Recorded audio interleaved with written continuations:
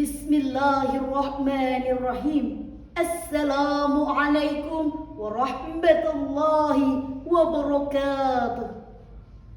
Alhamdulillahilladzi amarna an nahtammal fuqara wal masakin. Wassalatu wassalamu ala khatamil anbiya'i wal mursalin wa ala alihi wa sahbihi ajma'in. Amma ba'd. Dewan Hakim yang arif lagi bijaksana, hadirin yang berbahagia. Masalah kemiskinan merupakan salah satu masalah krusial yang tengah dihadapi oleh bangsa Indonesia. Apalagi kondisi perekonomian global sedang mengalami krisis pangan dan krisis energi. Harga minyak dunia yang telah menembus 142 per barel diperkirakan akan menambah jumlah warga miskin baru di Indonesia sebanyak 15 juta jiwa pada tahun ini. Keadaan tersebut, hadirin, diperparah lagi oleh kondisi real perekonomian yang terus mengalami penurunan. Pemerintah untuk mengantisipasi dampak tersebut telah menggulirkan berbagai program, mulai dari program IDP, P2KP, Raskin, BLT, PNPM, dan terakhir dengan diluncurkannya 3 buah kartu era Presiden Joko Widodo, yakni Kartu Indonesia Pintar atau KIP, Kartu Indonesia Sehat atau KIS, dan Kartu Keluarga Sejahtera atau KKS. Tujuannya agar rakyat miskin di Indonesia dapat semakin mudah memperoleh fasilitas pendidikan, kesehatan, dan menjaga daya beli kebutuhan pokok. Namun hadirin, realita berbicara. Dari tahun ke tahun, jumlah warga miskin di Indonesia tidak berubah secara signifikan. Sekalipun berubah, jumlahnya belum cukup menggembirakan. Oleh karena itu diperlukan adanya instrumen alternatif yang diharapkan dapat menjadi solusi terhadap masalah kemiskinan dan masalah ekonomi lainnya. Salah satu instrumen tersebut adalah apa yang akan saya bahas pada kesempatan yang baik ini melalui syair berikut. Jawa Barat subur makmur, rukun damai aman sentosa,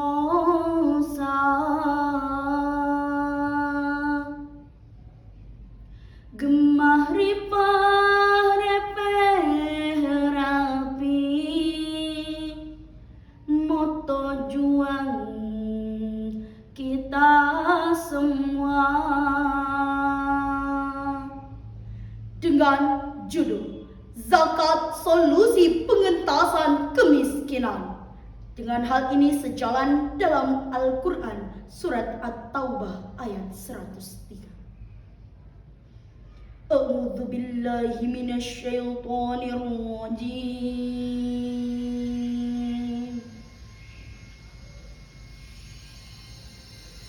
Qul min amwalihim shadaqatan tutahhiruhum wa tuzakkihim biha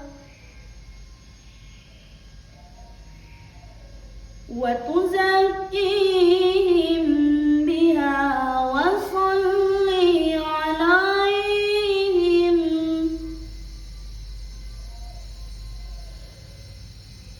inna salataka sakanun lahum wallahu sami'un alim.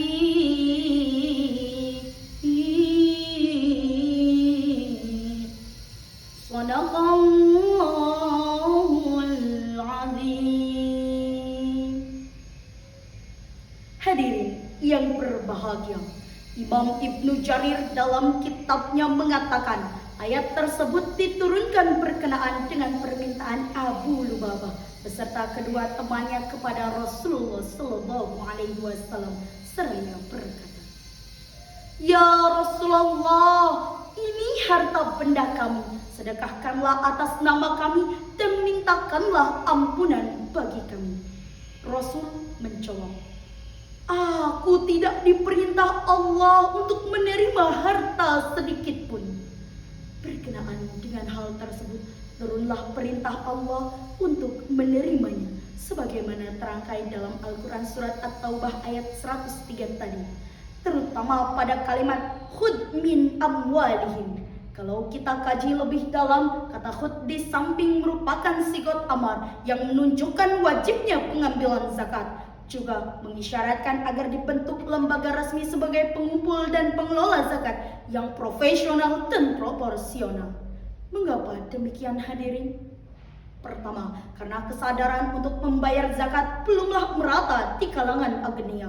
Kedua, karena pendistribusian harta zakat yang merupakan lahan basah yang membuka ruang penyelewengan di kalangan pengelola dan penerima zakat. Tahun 2014 terbukti karena manajemen zakat yang tidak profesional, akhirnya zakat bukan mensejahterakan umat, tapi justru malah menjadi lahan maksiat bagi para amilin yang tidak amanah. Hadirin, apakah kita rela melihat bangsa yang besar yang dibangun dengan derayan air mata, cucuran keringat, dan genangan darah para syuhada, tapi kita biarkan porak-poranda hanya karena segenggam kepentingan?